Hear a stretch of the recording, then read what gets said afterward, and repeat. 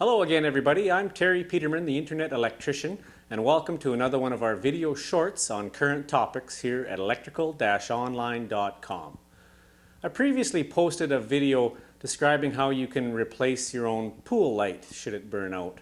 Now, it was a good video and I received some compliments on it, but I did receive some criticisms from pool guys who said that they've never had to get in the pool to change a pool light and you don't need to get right in the pool.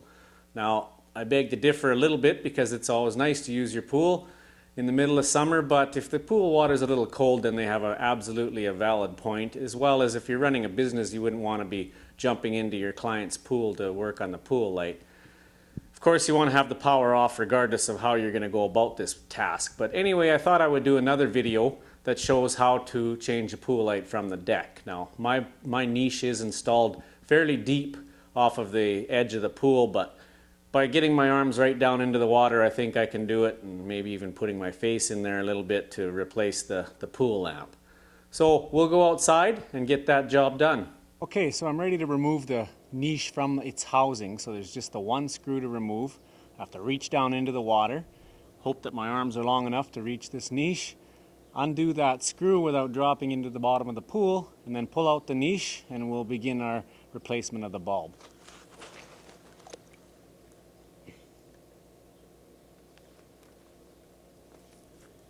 I can reach a screw, and luckily it's not seized in there.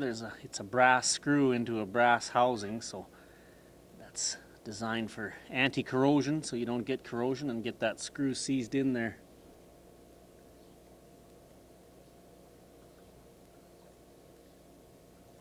Okay, got the screw loose. Finish it off with my fingers. And there's the screw. Now I can pull the niche out of the housing.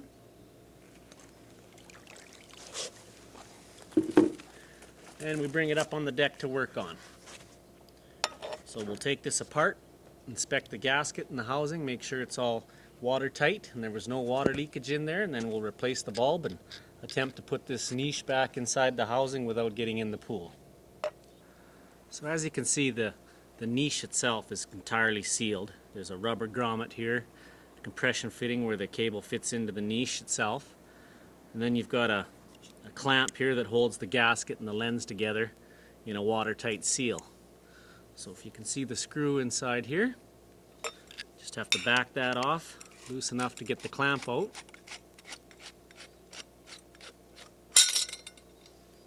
And that pops apart. Here's the gasket and the lens, and as you can see inside the niche it's completely dry.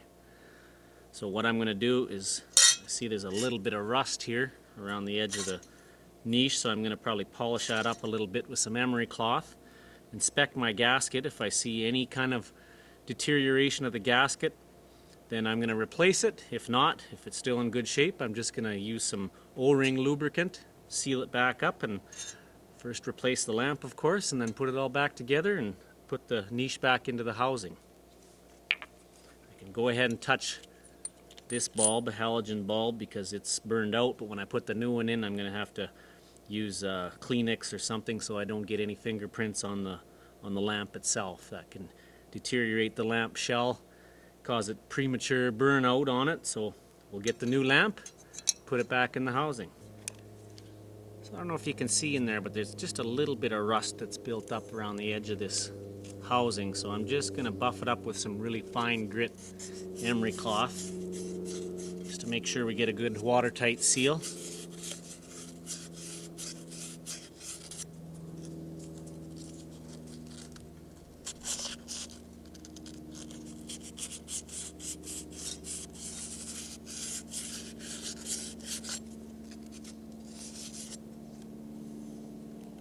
Still got a little bit in there.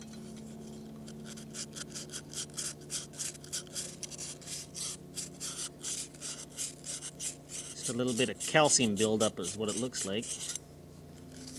Water's very hard here in Arizona.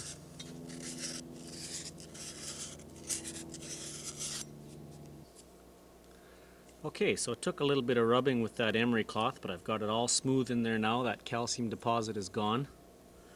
Nice smooth finish there. I've inspected the rubber gasket and it's free from any kind of deterioration. No black comes off in your hands, so no nicks or anything in it. So I feel confident that this gasket will still suffice. If there was anything wrong with it, it's a cheap insurance to replace it, but I see nothing wrong with this gasket, so I'm going to reuse it. I'm just going to use a little bit of silicone pool and spa lube. It's a O-ring and gasket threaded parts lubricant, so that'll help with our seal as well. And now it's time to replace the lamp and the fixture and put it back together.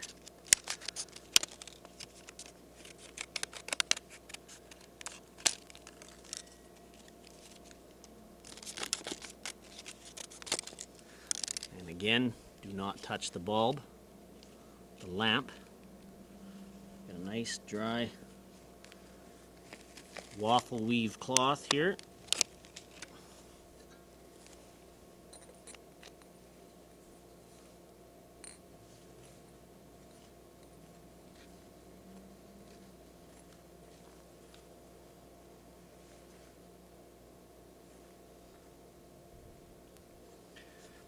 Okay, now it's a good idea to test this before you put it all back together to make sure it works.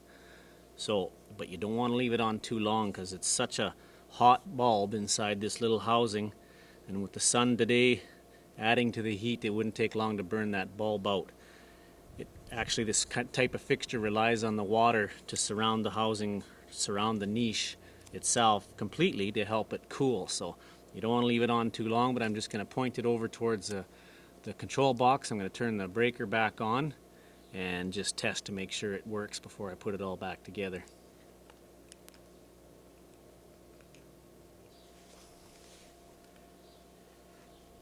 So a little bit of lube around the gasket. I've tested the bulb, make sure it works, tested the lamp. Now I've got that breaker back shut off and the panel locked again so nobody turns it on while I'm working on this.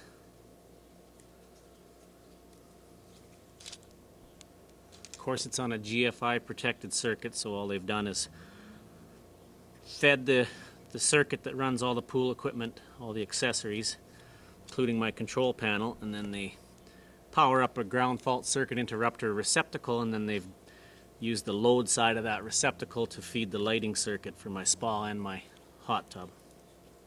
Sorry, my spa and my pool.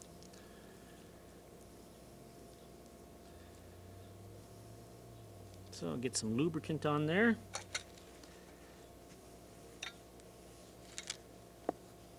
Okay, you see that on the rubber gasket it says this side must face the pool. So slip our lens back in. Now put the lens in the niche. Put the clamp back in. I found it easiest just to stand this up on its nose to line everything up, because it can be a little tricky getting that clamp back in the right place.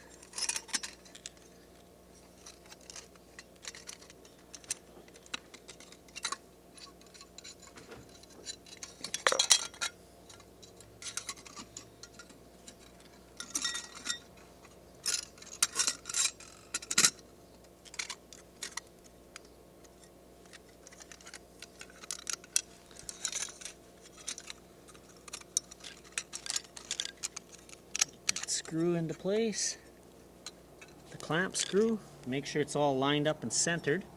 And you also want to make sure you don't tighten this clamp right where the hole is for your mounting screw for the niche into the fixture housing. So you want to get that off to the side, leaving your hole for the mounting screw open.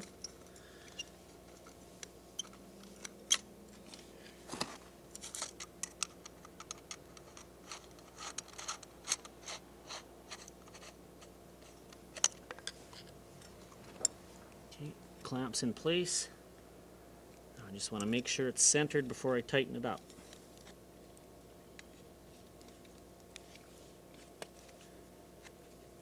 It's a little bit off.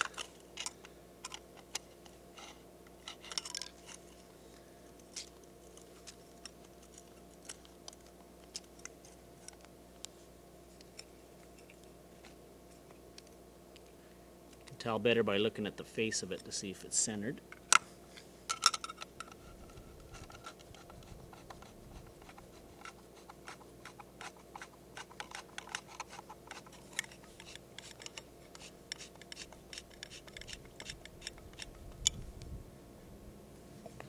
Looks good.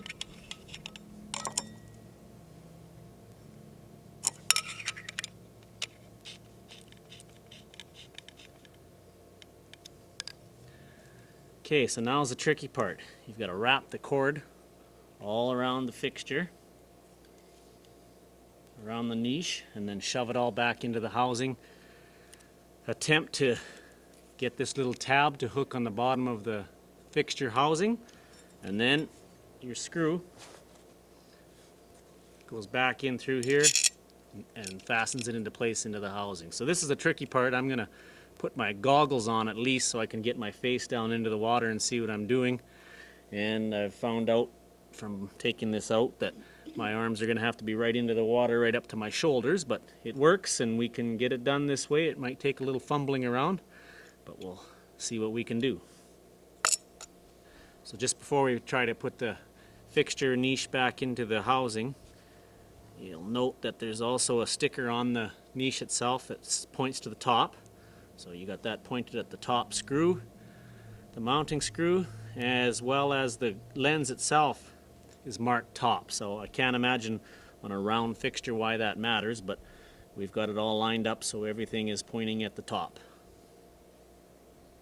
The main thing is to make sure that that clamp screw and the clamp is off to the side so it's not in the way of that mounting hole. Alright, so you start by wrapping the cord around the light fixture, and you've got to stuff all this cable into the housing and then try to hook that bottom tab and then put your screw back in. So I put on these goggles just so I can kind of stick my head into the water a little bit and see better what I'm doing.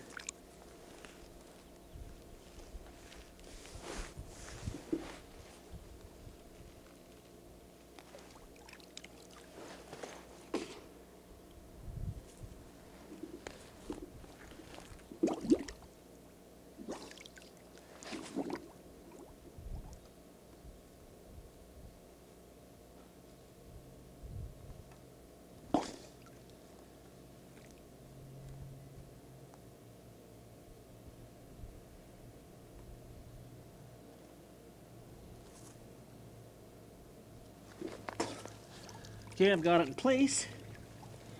Now if you watch both of my pool light videos, I think you might decide that getting in the pool is the easiest way to do this, but I wanted to show both ways.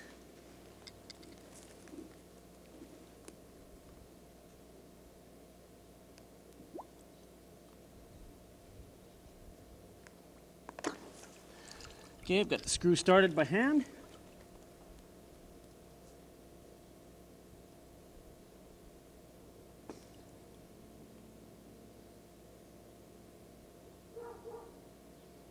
And tighten it in with a Phillips screwdriver, and we're done. And there's the niche installed back into the housing, the fixture installed back into the niche, or however you want to word that. The screw's reinstalled, so now once again, just as it's underwater, turn on the pool light. It's working, and off.